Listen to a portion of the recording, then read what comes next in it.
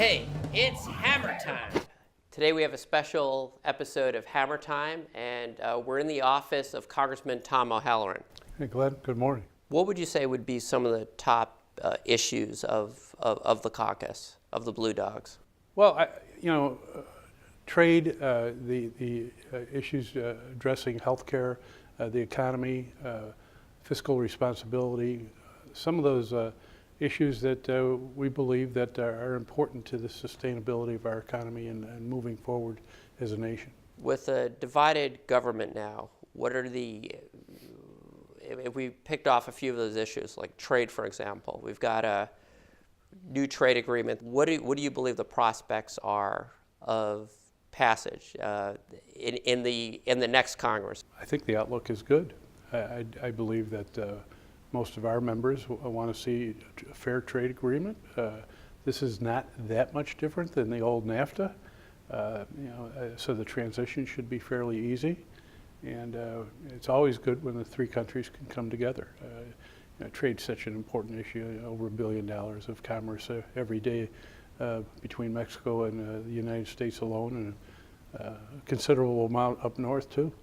Climate change. There was a report issued Black Friday during the Thanksgiving holiday, and you put out a release on that. I did. I just want the administration to pay more attention. If we're going to go about this, we have to go about it in a collaborative process. We have to do it in a way that recognizes that, if you don't want to call it climate change, just call it, we have a weather problem right now. But the bottom line is that we cannot afford as a country just to look the other way. I don't think we are, but we have to work with the other countries in the world. As some people have said, the air is what it is. It goes anywhere it wants to go at any given time. And the impacts to our atmosphere and other issues are worldwide also. So when we have countries that are not working to the level, America has had a lot of change over the last number of years. So over 200 and some odd coal generation plants have gone out. Our renewable industry is coming back, not as strong as some would like. I would probably like to see it a little bit stronger too, but we also have to understand that these transitions take a little bit more time. I think the U.S., as we've been moving more towards natural gas and wind and solar have been surging, that there have been some positive natural reductions. Most definitely. I think the people of America understand that we have to change. How that change takes place and the timing of it and the cost impacts of it are going to be felt by our citizens. But long term, the health care of our children and the sustainability of our economy requires that we go in that direction. And we don't, it's cheaper today to take some of these actions than it will be in 10, 20, 30 years. The technologies, wind and solar, continue to go down the cost curve, so it becomes, I think, less expensive every year that goes by. And the protections that we're going to need and how we plan for our future as far as where we put buildings and how we address the rising sea levels, they are rising. And they have over the last century, and we have to recognize that and start to, in many of the areas along the Atlantic coast, you see a lot of people putting buildings up on stilts now. There's a reason for that. Another issue that you've talked about quite eloquently in different forums is the issue of immigration. I've predicted every year for the last 10 years that there would be comprehensive immigration reform because of social media. It's clear that my predictions have been very off. But do you see, is there a path forward with now a divided government? Is there some sort of grand compromise on border security and the DACA population and others that we could finally see some sort of progress in this area? I hope so. I take a look back at 2013 when the Gang of Eight did their immigration bill, their comprehensive bill. Sadly, it wasn't heard in the House.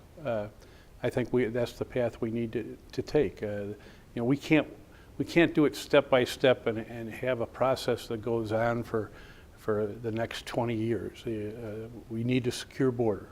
We need to recognize that we have to have trade with Mexico and Canada. And we need to recognize that these are two economies that are very important to the economy of the United States. And you'll hear on the business side, it's workforce, it's skills and it's workforce. And there's so many areas, agriculture being one, where we simply need more workers. And immigration reform seems to me to be the best pathway to supplying a legal supply of workers that our businesses need. If you were to talk to any of the farmers in southern Arizona, they would tell you that. I have a tremendous amount of agriculture in the southern regions of my district, and it is amazing how many people come up to me, or when I'm out there kicking some dirt with farmers, and finding out the dramatic impact this is having on their ability to both produce a crop and to harvest that crop, but also on their profitability. It's hard to retrain people all the time and to have people all of a sudden leave.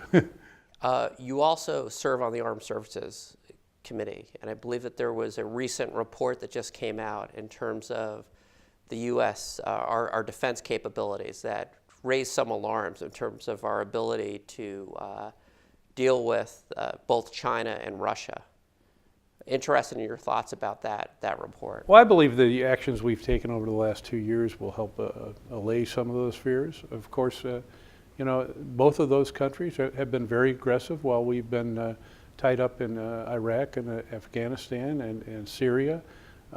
We are going to be continuing to address these terrorism problems, but we can't take our eyes off of what China's doing across the entire southern hemisphere and into Europe.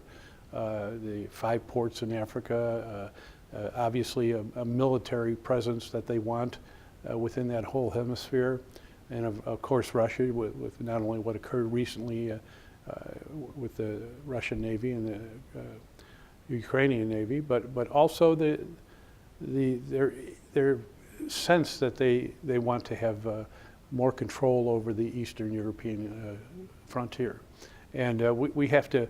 I think we've done a great job in planning for the future now. We just have to keep ahead of them in every area we can and catch up in a few areas.